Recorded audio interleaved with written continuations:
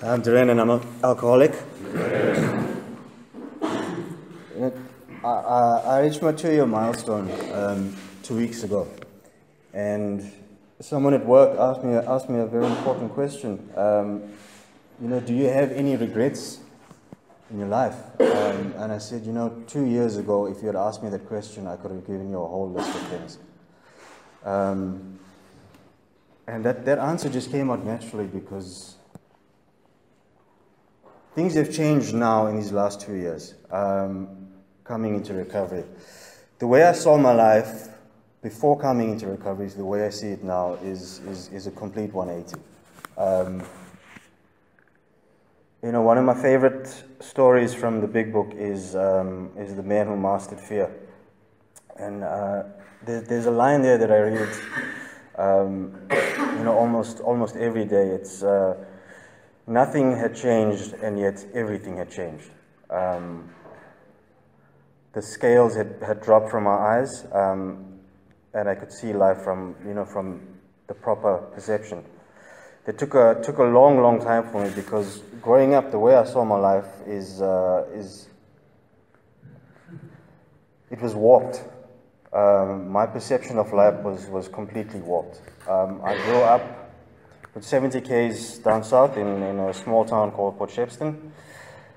I grew up very privileged, and I couldn't see that. I had my mom and my dad at home. I had two older sisters. I have two older sisters. And, they were a very, very hard-working family. My sisters always did very well in school. My dad is... I still remember that he would sit up till like 1 o'clock in the morning, like studying to get his degree. And he became a chartered accountant, and he did everything to give us a life that he never had. And I couldn't see that. All I did was, I want what I want, and I want it now. Just give me what I want. I took advantage of every defect that I was growing up with. The manipulation, it all started from a very, very young age. My earliest memory from my childhood is, I don't remember anything before that. I was asleep, and then I woke up to screaming in my house. And it was probably around 10:30 at night, and so I opened my room door, and I go sit outside the lounge, and I'm trying to listen to the conversation, and I got the end of it, but I got the gist of it as well. My dad was having an affair with my mom's youngest sister, and that was one of the secrets that I carried with me throughout my life. No one knew that I was there. No one knew that I knew. I didn't understand it fully. I just knew that he was seeing someone else, and that made me a very, very angry child. And it's just one of those defects that I had growing up. When I was about 8 years old, I didn't like the way that I felt, and I grew up around my entire family is just filled with alcoholics. So I grew up in that environment. I grew up around alcohol. I knew what it was. I could see people drinking to forget. I could see people drinking to have fun. And I just wanted to forget everything and change the way that I felt. So when I was 8 years old, I stole my first beer out of my uncle's fridge. And I drank about half of it. I still remember the taste. I hated it, but I remember I kind of changed the way that I felt, because I had two of my younger cousins with me, and they were amazed, how brave is my cousin. Like, he steals beer and he drinks like half of it. I got that affirmation, and then I searched for that for the rest of my life. I searched for changing the way that I felt. I searched for that affirmation, and I searched for a way to numb everything and forget. And I found it in drugs and alcohol. I didn't know that I had a disease, and my disease for me is me. It's not drugs or alcohol. It's always been me.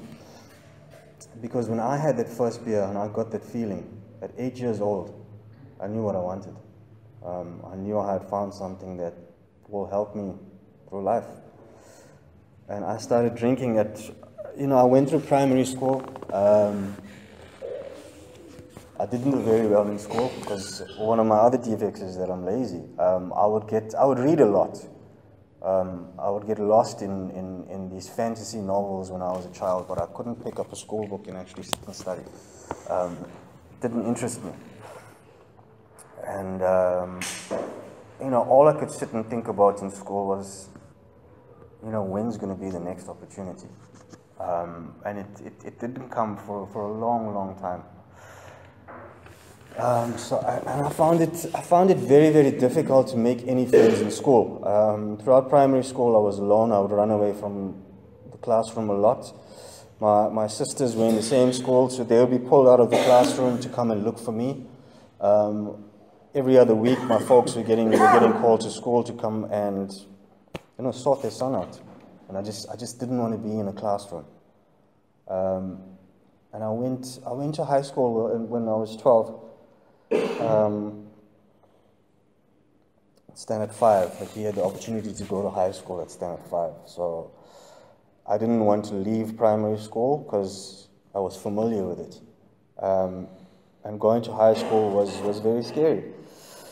And I got there, and the first week I got tossed into the bin because I was a tiny child. I was nothing but skin and bone. And the kids that threw me in the bin, they were all in like Standard 9 and matric, and I wanted to be like them. See them smoking. I'd see them. There was a tavern like right next door. I'd see them going there after school. And I wanted to be like them. I wanted to be accepted into that group, and I didn't know how. So I used what I was given, like that desperation to be accepted. I did whatever I could using the defects that I had. I started stealing. I started stealing from my dad. I started stealing from my mom, from my sisters. I used to break into the safe every week and steal all their hard-earned, everything that they earned, everything that they worked very, very hard for. I would go out and buy cigarettes and give the guys, just throw money around like it was mine. Buying the friends is what I knew, and it worked. I got accepted into that group, and I became worse than what they were. I became worse than the people who bullied me and threw me into bins. What I did to school, to these young scholars that came in after that, was nothing compared to what was done to me. But it's like stealing money only lasted for a little while. I got caught many, many times by my folks. Always had some excuse, some lie. And that worked for a little while. But then I needed to figure out, how do I start making my own money? So instead at 6, I was drinking every weekend. I was smoking every day. And I started using drugs, something that's been legalized now, and I started selling that in school. I started making my own. I started selling in school, and I became a dealer. Just to sustain like my addiction and my disease. I never got caught for that in school. I don't know how, but it worked for a little while. And through that entire schooling career, I never learned a thing. I would fail most of my subjects, and I just managed to pass, like every year. I just managed to scrape that pass mark, like that, whatever percentage it was, as a whole. Like I think it was 40%. I just managed to get that to get to the next grade. And drugs and alcohol consumed me throughout my schooling year. I couldn't think of anything else. I was driven by an obsession. I didn't understand it back then, but I understand a little bit of it now. That obsession it completely consumed my life. The only thing I could think about was drugs and alcohol. My folks were very, very stern.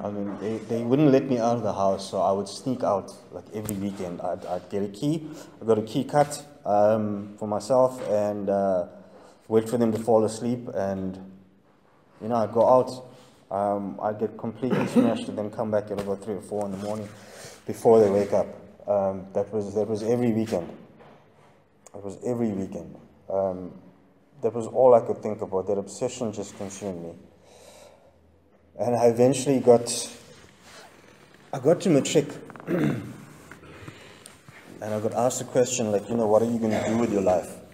We had a social worker in school, and everyone had an answer. Like, someone wanted to be a doctor, or they wanted to be an accountant, or a computer programmer. And I had no idea. I had no idea what I wanted to be. And my folks were still getting called into school, like, every other week.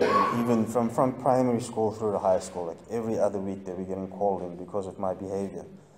And they had no idea what to do anymore. But I got to matric and I said, I need to try and at least make a change, and at least try to get through matric, because for me, I thought about freedom. Like, freedom for me comes after matric. Like, I'm an adult and I can do whatever I want. So I tried to put down the drugs. Tried for a long time in school, but I still carried on drinking. It was the same thing every weekend. Like, I'd work, I'd try and study a little bit every day during the week, and the weekends I was gone. There was no change. There was no change. But I managed to just scrape through matric again, like I did every other year. I just managed to pass matric.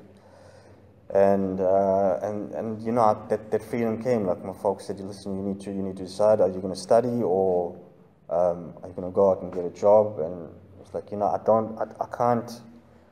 can't go to university. It's just, it's too much of work for me. So my dad said, listen, okay, come and work for me. And then you can study through UNISA, study part-time, do your finance courses. And I was like, people pleasing. I said, yeah, okay. But it wasn't for me. My dad had a very, very successful accounting practice down in Port Shepstone. In a year, I turned into absolute shit. I was like an admin clerk there, and every lunch break I would go out and go down to the tavern. It was a half an hour lunch break, but I would make sure I'd use that half an hour and get completely smashed and go back, just piss drunk, go back to work. And his clients would see me, and eventually they all most of them pulled their contracts, and that went on for 2 years.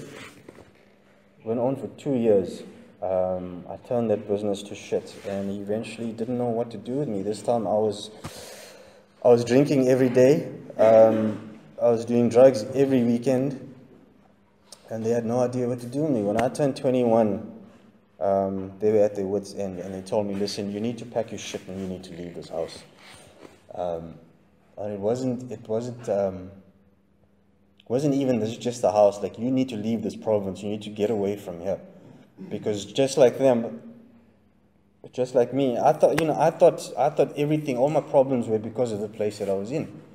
So I said, okay, I'll move up to Johannesburg, and maybe the change of scenery will be good for me. But I went with me. Like, I took myself up to Johannesburg. I stayed with my mom's sister for a little while until they had enough of me, because I wasn't looking for a job. Whatever little money I had was gone in a week. I was borrowing, I was begging, I was stealing. Just that behavior just continued.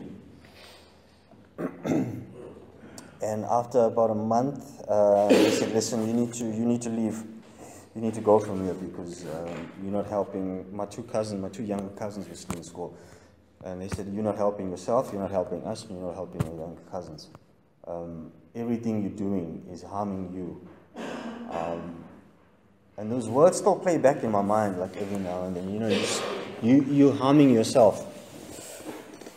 But I didn't want to listen then. I was too arrogant. I was too lazy to do anything. And I would bounce around. I went bouncing around from house to house. I had family. I had a few other family members there.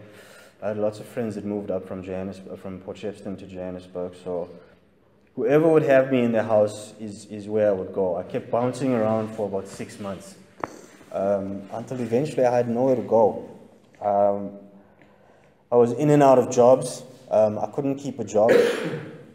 Every job that I got into, I would either go back drunk or I'd be using, and I wouldn't get the job done. So I would either get fired or I would resign before I knew I was getting fired. That was my pattern for probably around that first year that I was in Johannesburg. And my sister and her husband and their newborn son just moved up. It was the only place I had left to go. So I moved in with them for a while. I still carried on drinking and using. In front of that, like I would use, they would ask me, they trusted me enough once to babysit like their 6-month-old, and I had no idea what I was doing. I was still drinking. I would go out and use, and it was a mess. But they let me live with them for a while, and eventually they got fed up. As it was just my pattern.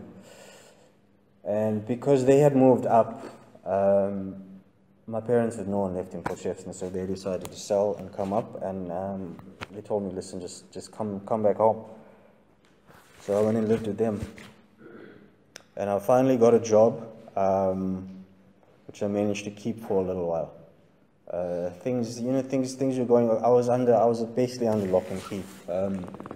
There was nothing I could do besides go to work. My folks wouldn't allow me out on weekends. I had no key cut, so I was living under the roof, and I said, it's okay. Maybe it's what I need. But I couldn't.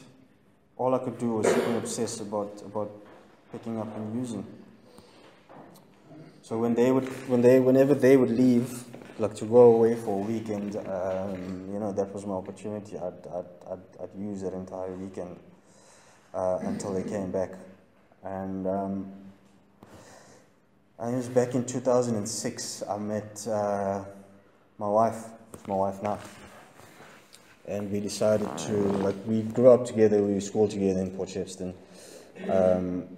We went out when we were in school in 1995. And in 2006, we got back together, and she decided to move up to Johannesburg to come and be with me, because work was, I still had the job, but I was lying my way through it. It was a complete lie. Everything that I could do was because of drugs and alcohol. I just wanted to get paid at the end of the month. So I managed, she thought that, he's stable, he's up in Johannesburg, he's got a car, which I didn't buy. I mean, everything was given to me by my folks. So she decided to move up to Johannesburg. And we got our own place, and that freedom was back again. I was out of my folks' place. I had no one to answer to. I had someone that had left a very successful business down in Port Shepstone to come up and be with me in Johannesburg. But I couldn't see that. I didn't know anything about relationships. I didn't know how to love someone. I didn't know anything.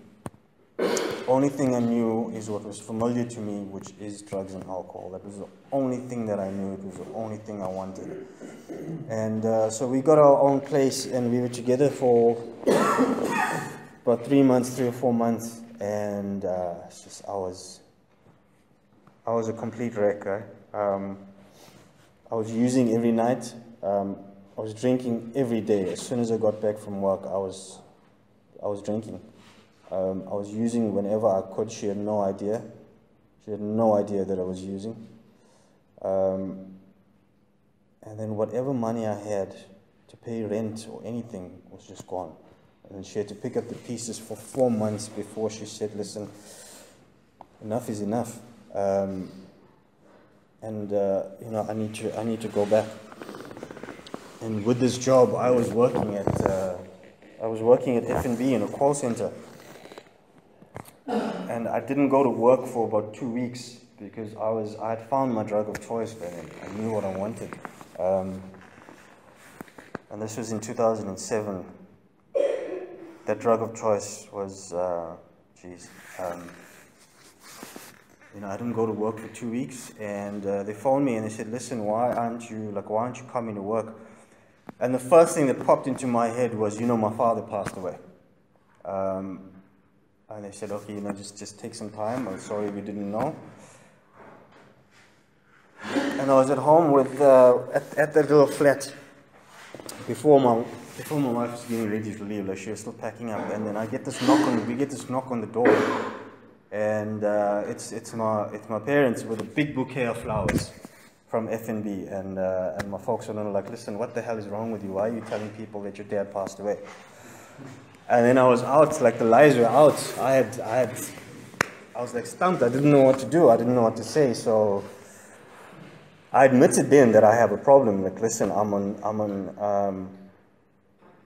got a huge drug problem. But I didn't do it because I wanted help. I did it because I didn't know what else to say. And like, that was it for my wife. She knew something was up, but she thought it was just alcohol. She had no idea that I was using and doing what I was doing. So it was a big shock to her. It was a big shock to everyone. So my folks offered to put me into a rehab. So I went into my first rehab in 2007. But I didn't want to be there. It was just a way for me to get everyone off my back. I thought it was a 6-week outpatient program. And I thought, it's only 6 weeks. After that, everything will be fine. I'll be cured. Or I'll have everyone off my back for good. So I went in. But I went in with a closed mind. Big mouth and closed mind. I didn't hear a thing that was said there. That first day, I still remember it so clearly. The first day that I was there, we had a counselor come in, and he looked at me and he says, you're not going to clean up now. I don't know what it was, but he saw something that I couldn't see. He says, you're never going to clean up now, and he was right. So I was there for 6 weeks. I relapsed in there. While I was in there, added another 2 weeks. It wasn't, I didn't really care. And then as soon as that program was done, and I was out, I was using again.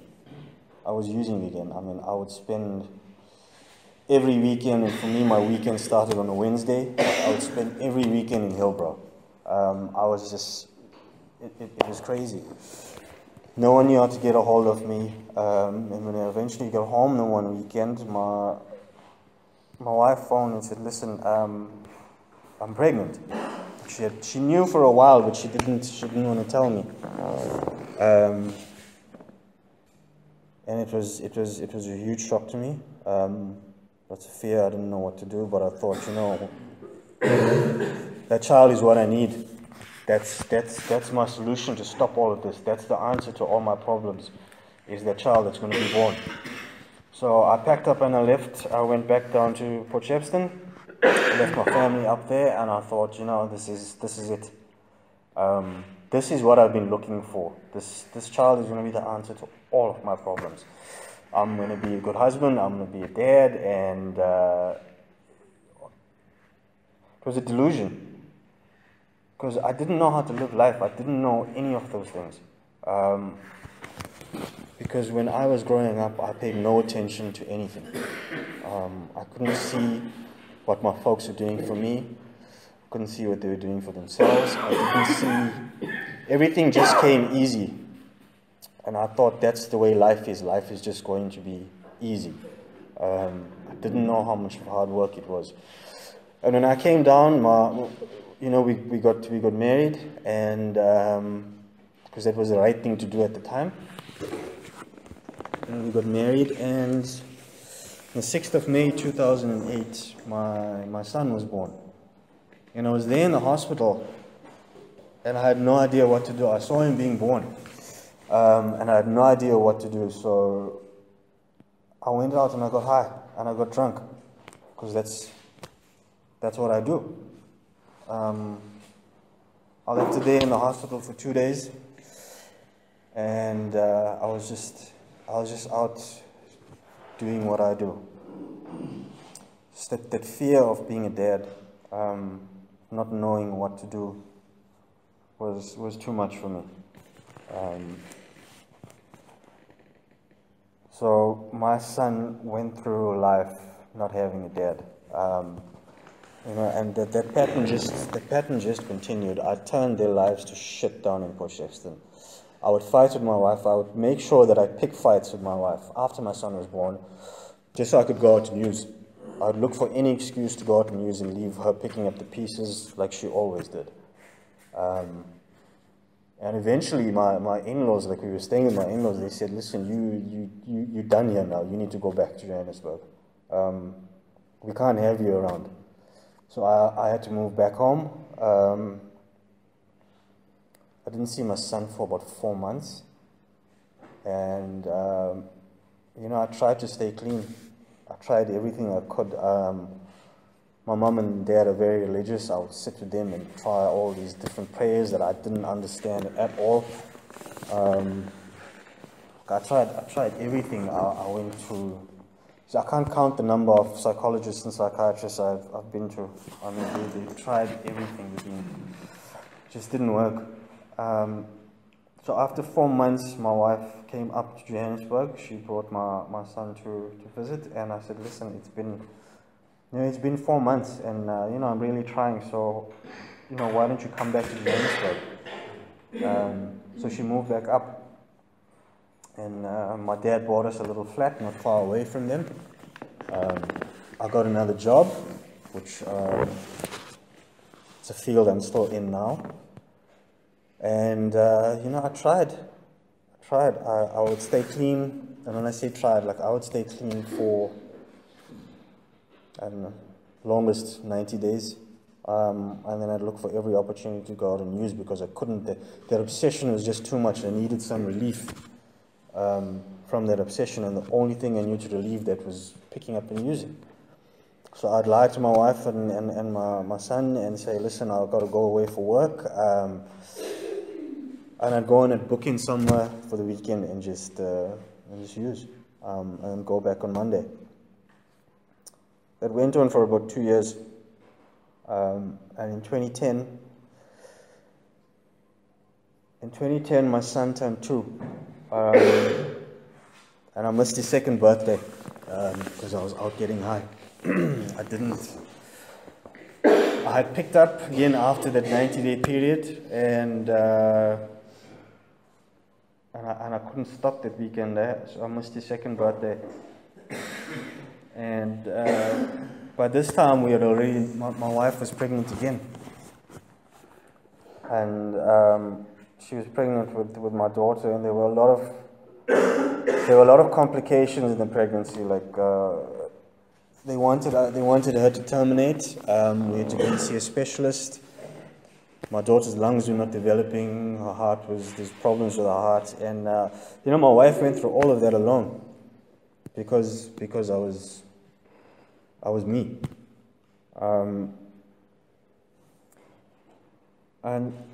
And I went out one night, and there was a huge brawl, and someone got shot. So I was under house arrest for like a year.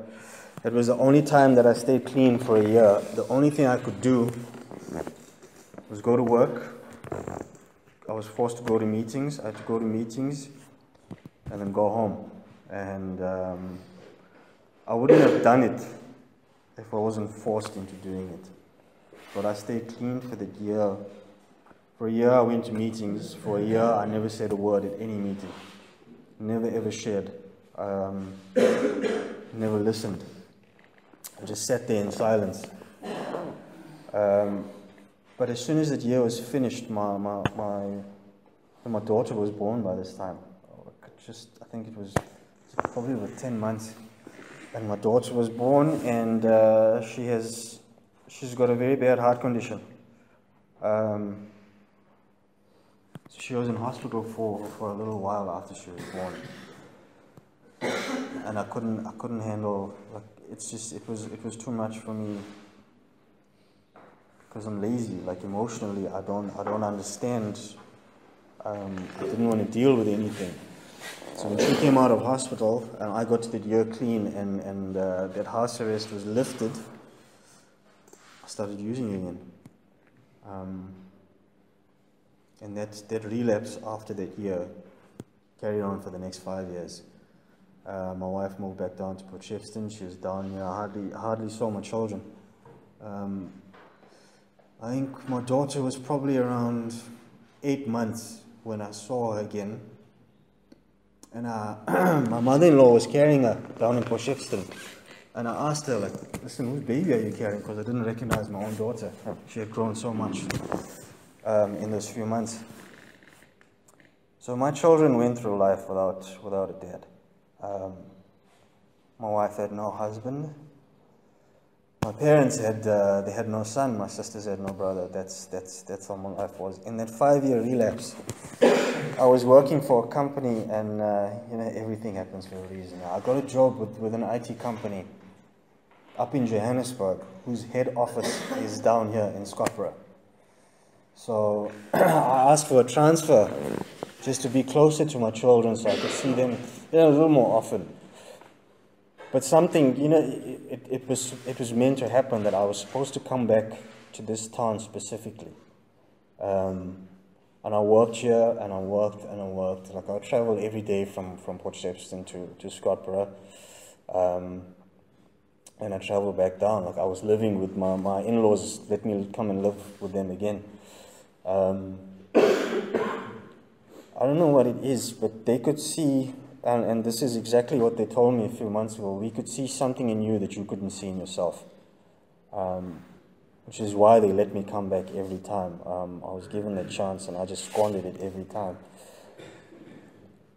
But I was drawn back to this town, and I kept on relapsing down there. I kept on using down in Port Shepstone until my folks bought.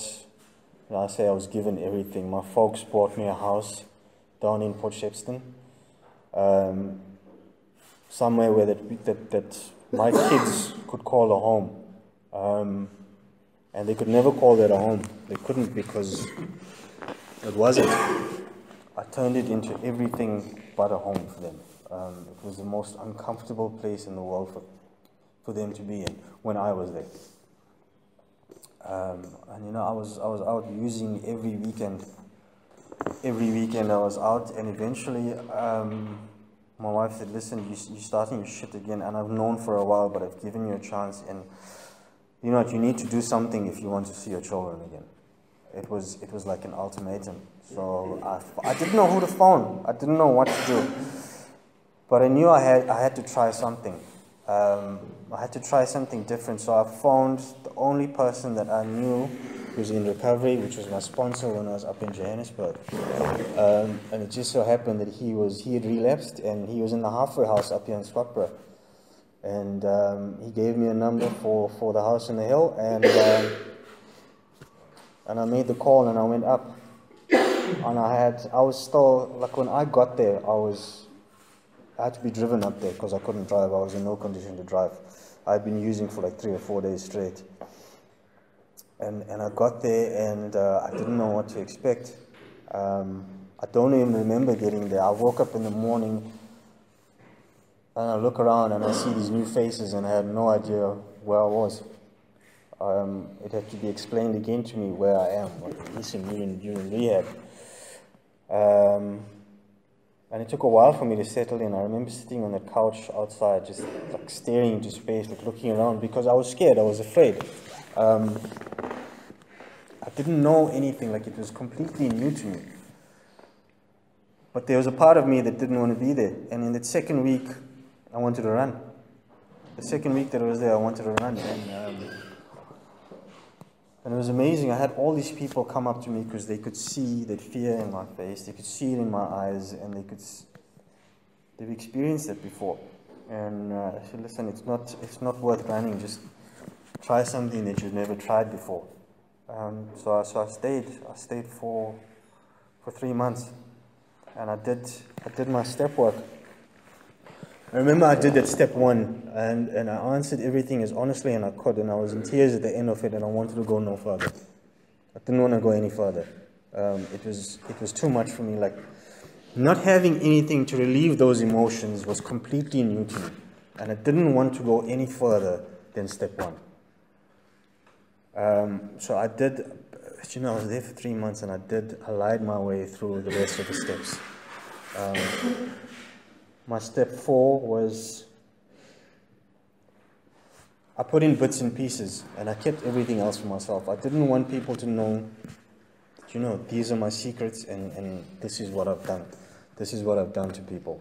I didn't want them to know that, because I didn't want the real me to come out, whatever the real me is. So I lied my way through step 4, through the rest of the steps. Throughout that program, I just lied the rest of it. I would do things for people just so I could get acknowledged in those groups, not because I wanted to do it. And, I left there after 3 months, and I was out in the real world, and I expected everything to be different. Like the way I thought the world would change in 3 months. Like, it's going to be completely different. I've done the program. I've lied my way through it.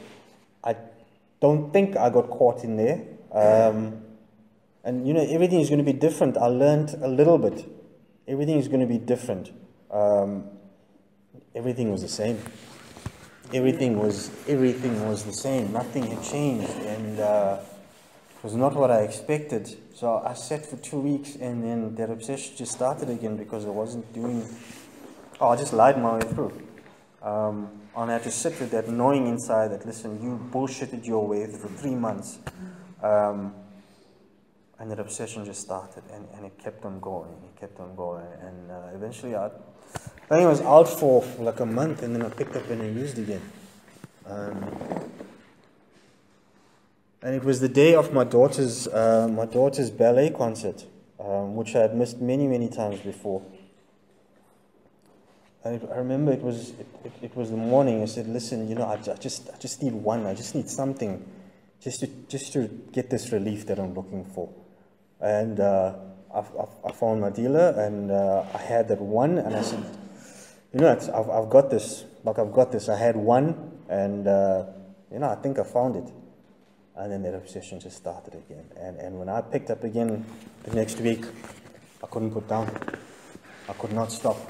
Because everything, my entire life, that entire whole recovery process was an absolute lie. And I couldn't put down when I picked up again. I had no idea what to do, and I remember sitting in my car, like, I spent 3 months away from my kids. I missed so much of their lives. Like, what the hell am I doing with my life? Like, why can't I just stop? And I spent the entire day just driving around, like, sitting in my car, like crying, like, what the fuck am I doing? And I went back home, and my wife said, listen, we're done. We're done. You can decide what you're going to do, but we don't want you around anymore. My kids were when I got home, everyone else knew where I was. They just started throwing all their toys at me, and my son was crying at the door, asking me why I keep on doing this to them and their mother. And that was it. I phoned Josh, and I said, listen, I need to come back. And I relapsed, and he said, listen, we'll come back like right now. And I was still so high, and I was sitting there thinking, maybe tomorrow I'll go in. And then when I looked at my kids in my office, I said, no, I need to go back like right now. So I went back up to the house in the hill, and I had no idea about my job. I knew I had nowhere to go, because my wife and my kids didn't want me around. My folks wanted nothing to do with me. By this time, my sisters hadn't spoken to me for like 18 months. I wasn't allowed to see my nieces and my nephews. So everything was just lost. Everything was lost. I had no idea how I was going to pay for treatment, because I had no money at all. I blew everything on using. And when I went back up, I was completely lost. I didn't know anything. And I sat there just like in self-pity for about 3 weeks, not knowing what to do. But in that first weekend, I went and spoke to my sponsor, and I said, listen, I don't know how I'm gonna pay for everything, but now I'm willing. Tell me what to do. Tell me what to do and I'll do it. So I found work. I was away for 3 months, and I was away now for I don't know how long, and they said, listen, you came to us with a problem, and we'll keep your job, we'll have your job when you come back, which I'm so grateful for. It could have went the other way, but it didn't. So I knew I had employment when I got out. I just didn't know how long I was going to be in treatment.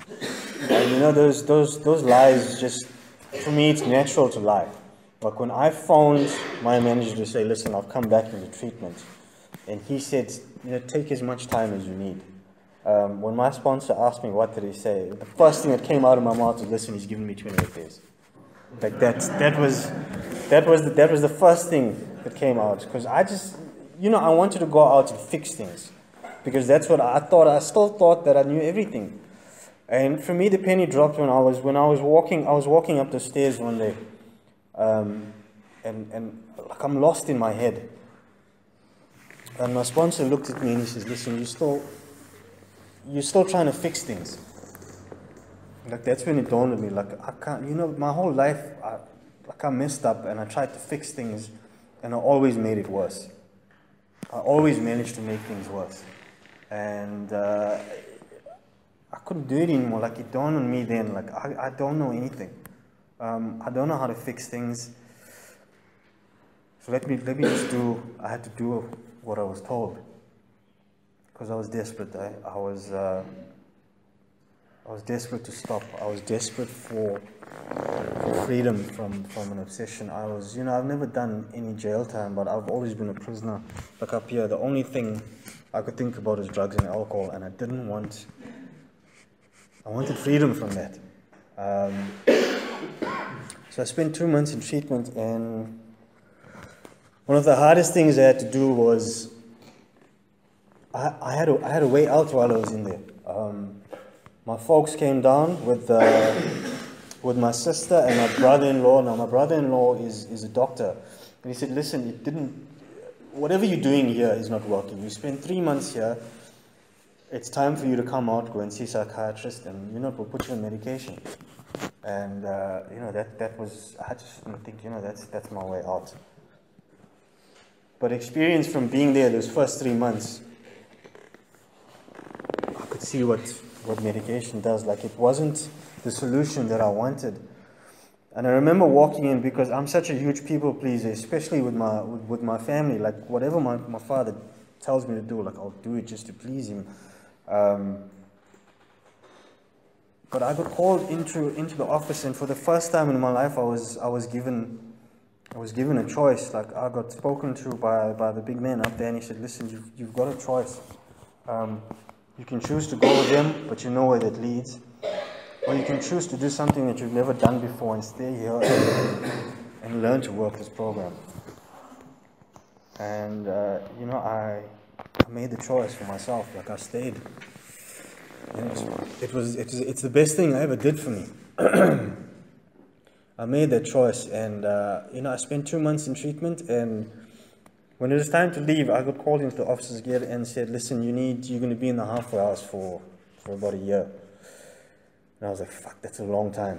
My wife actually came back to me and she said, listen, what you did, making a choice and standing up to your folks is something I've never seen in you before. And I'm very proud that, you're making the choice, but it's going to be difficult, like being away from them for a year. So I left treatment on the day, and I had to go back down just to get the rest of my clothes. I was at home I saw my kids for about 5 minutes. And I had to pack up and leave. And I remember seeing my daughter standing at the door crying because she hadn't seen me for 2 months. She didn't know where I was going. And like that's when the penny dropped again. Like the consequences from my using doesn't only affect me, it affects everyone else around me. I could see that in my daughter's eyes, I could see the tears, and I could see everything that I've done. But nothing had changed, and yet everything had changed. That was just one of the awakenings that I had. But you know, I was willing to be away from them for a year, longer than a year, whatever it took, to get a new life, to learn how to live life. And it was difficult. It was very hard. Like I work in Coxted, which is about 180 k's away from here. So I'd get up in the morning at 4:30 and I'd leave for work every day. And I did that every day for 6 months. You know, circumstances came up where I had to leave the halfway house, not because I wanted to, it was because I had to. And it was scary. But being in the halfway house and being in this fellowship, especially being here in Scottsboro, the place that I was always drawn to, it changed everything for me. You know, I did service here. I attended meetings every day. I learned how to live life. I was on the phone with my sponsor, just doing everything that I never did before. I still remember that first rehab is where I was in 2007, is where I was introduced to AA and NA. And I'd look at everyone around there, and they were, you know, they were having fun, and I thought it was complete bullshit, because I didn't understand it, and I wasn't willing. I just wasn't willing. And I remember speaking to someone at one of those NA meetings, and I said, listen, you know, just out of curiosity, like, how did you do it? And his answer to me is very, very simple. If you want to get clean, come to these meetings and do what we do. I didn't understand those words back then, but you know, I understand it now. Like being here, being in a fellowship, doing service, like all of those things, learning how to apply the steps in my life, how to work the program, has given me things that I never ever dreamed was possible. You know, I've still got this job, and I go to work every day, and you know, I go to meetings like down in Port Shepstone. We limited for meetings, but the opportunity came up where someone from Scottsboro was down in Port Shepstone at a rehab working, and we managed to start a meeting there. I do a little bit of volunteer work there whenever I can. For our sister fellowship, I do H&I. And now I could understand what that guy said was, listen, if you want what we have, then do what we do. Because that's what they were doing there. And everything that I have now is a gift. You know, I'm going to steal something that I heard from someone in a share down in Port Shepstone. The gifts stands for something. It's got it from the steps.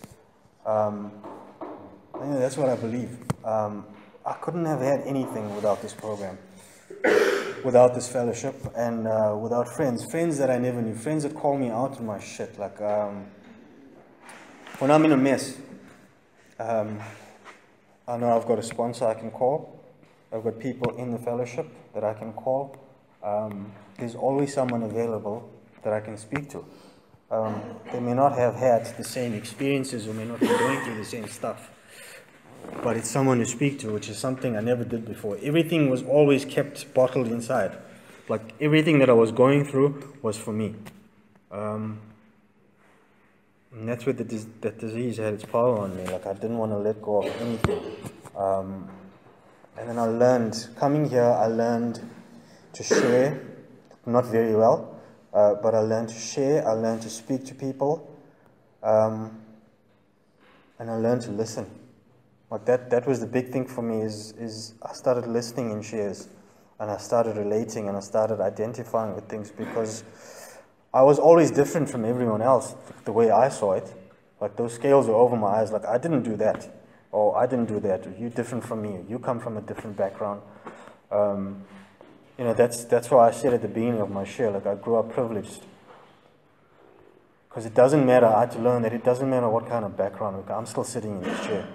I'm still sitting here with everyone, and I know I've got friends that I can rely on. My parents finally have a son. My sisters actually speak to me now. I'm allowed to see my nieces and my nephews. You know, when I hit the 2-year milestone, my sister actually sent me a message and said, I'm such a good role model for her kids. That's never happened before. My kids have a father. I'm still learning every day. I wish there was a book for it like this, but this is what I use every day. But that's what I use for my children because they drive me insane. But I have a family now. It's all because of this program. I'm so grateful to be sitting here, sharing with everyone my experience, strength, and hope, because coming from someone that was as hopeless as I am, I didn't think it was possible. And everything I have now was taught to me from that book, and taught to me in a treatment center. You know, I still try and read 5 pages every day, because that's what I was taught. I read the stories whenever I can. I've got the app on my phone. I try to be of service whenever I can, I try to be of service. I've been on a few 12-step calls down in Port Shepstone. I've been on a few up here in Scottsboro. Just giving of myself and helping others is what helps me stay clean. And, this is what I did today. Tomorrow I'm going to try and do the same thing, because that's what I was taught. Whatever helped me stay clean today, try it again tomorrow. So yeah, thanks for letting me share.